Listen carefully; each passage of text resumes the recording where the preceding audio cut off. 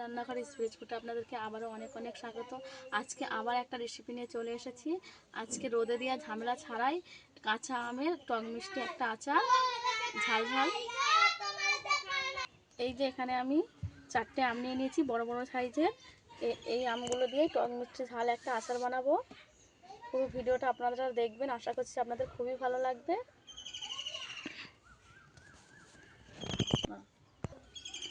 আমি প্রথমে কেটে নেব। এই আমগুলোকে আগে আমি ধুয়ে পরিষ্কার করে সুতির কানা দিয়ে মুছে নিয়েছি, কাপড় দিয়ে আর কি।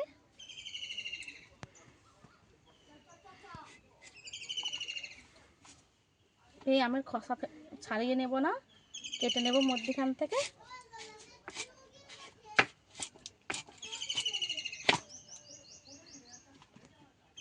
এই আমের বীজটা ফেলে দেব।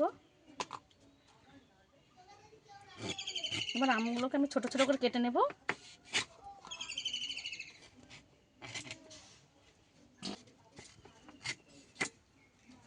এইভাবে ছোট ছোট করে কেটে নেব।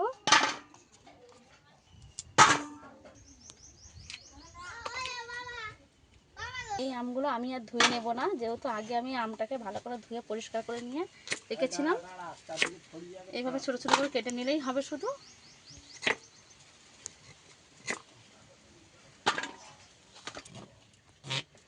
এই আমটা আমাদের গাছের আম, একদম টাটকা আম। এরকম টাটকা আমি নিতে হবে, বাজার থেকে আনলেও।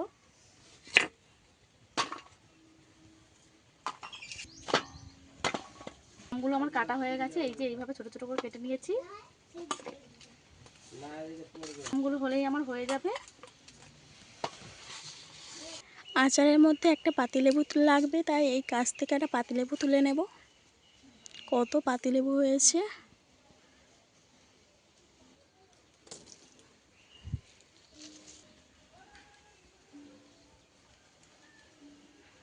এখানে একটা কলার কাঁদি হয়েছে, কত বড়! ওটা আগে কেটে নেব।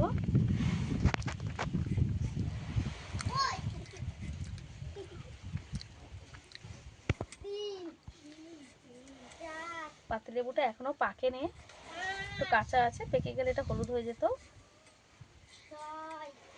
কিন্তু রস হয়ে গেছে।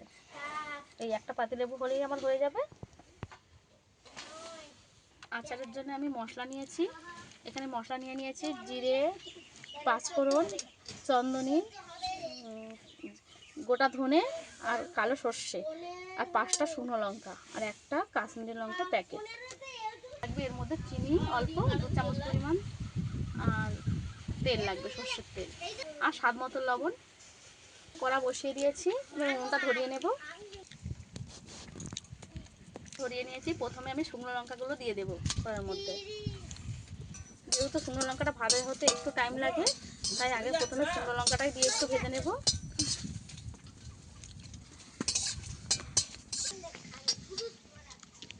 এবার সমস্ত মশলা আমি একসঙ্গে দিয়ে দেব ভাজার জন্য।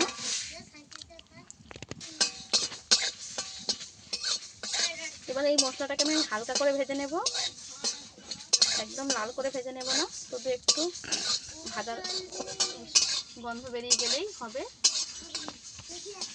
মশলা একটু চটপট করতে আরম্ভ করে দেবে, তখনই নামিয়ে নিতে হবে। একটু ঢেলে নেব। মশলাটাকে আমি একটু ঠান্ডা করে নেব, পরে মিক্সিতে নিয়ে গিয়ে আদা ভাঙা করে নিয়ে আসবো। আবারও বসিয়ে দিয়েছি। এবার তেল দিয়ে দেবো পরিমাণ মতো, সরষের তেল।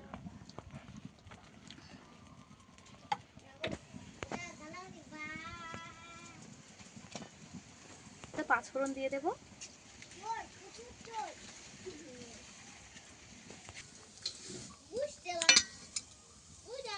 ফোড়নটা যখন একটু ভাজা ভাজা হয়ে আসবে, এই যে হালকা ভাজা, হলুদ গুঁড়ো দিয়ে দেবো কালারের।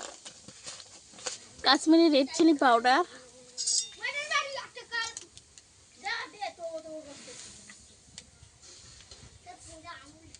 কাশ্মীরি লঙ্কার গুঁড়ো 1 চামচ দিয়ে দেবো, শুধু কালারের জন্য।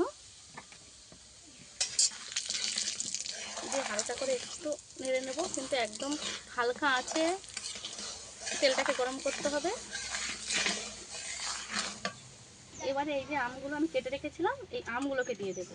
আমের মধ্যে কিন্তু আমি কিছু মাখাইনি, এইভাবেই দিয়ে দেবো।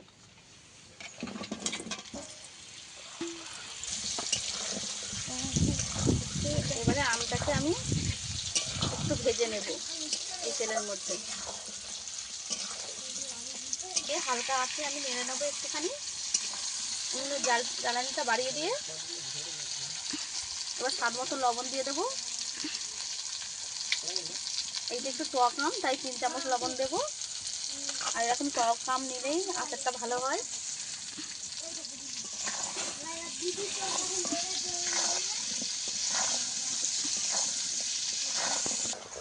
এই যে কিছুক্ষণ নাড়ার পরে আমগুলো এইভাবে সেদ্ধ হয়ে গেছে, এই পর্যায়ে চিনি দিয়ে দিতে হবে।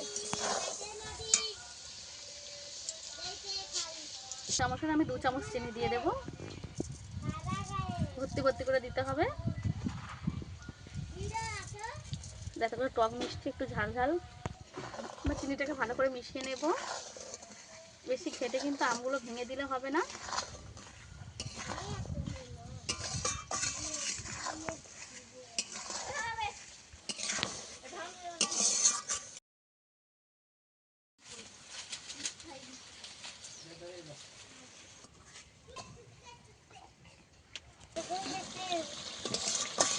সবকিছু ভালোভাবে মিশে গেছে।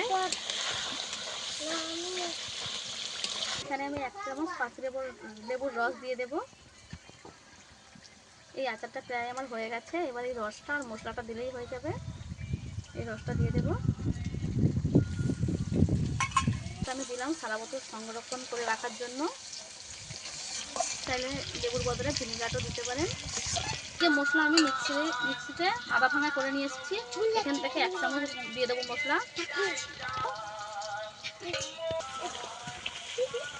এবারে দিয়েই আমি নামিয়ে নেব। এর থেকে বেশি করলে আমগুলো পুরো ঘেটে যাবে। এবারে ঠান্ডা করে নেব।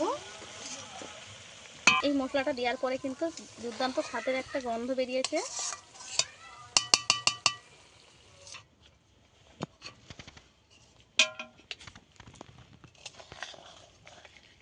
এই আচারটাকে এবার আমি ভালোভাবে ঠান্ডা করে নেব। কার কার এই আচারটা দেখে জিভে জল এসে যাচ্ছে অবশ্যই কমেন্টে জানাবেন। আচারটা পুরোপুরি ঠান্ডা হয়ে গেছে। এবার আমি একটা কাঁচের জারে ভরে নেব। এই যে একটা কাঁচের জার নিয়ে নিয়েছি, একদম ধুয়ে পরিষ্কার করা, আগে থেকে শুকনো করা, এতে যেন একটু জল না থাকে এরকম। এইবার জারে নিয়ে নেব আচারটা। পুরোপুরি ঠান্ডা হয়ে গেলেই কিন্তু এই আচারটাকে বয়ামের মধ্যে ভরে নিতে হবে।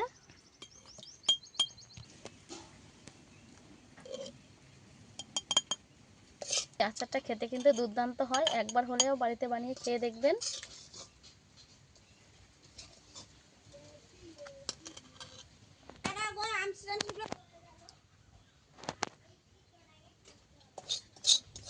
আর এই জ্যাম আচারটা আমার রেডি হয়ে গেছে।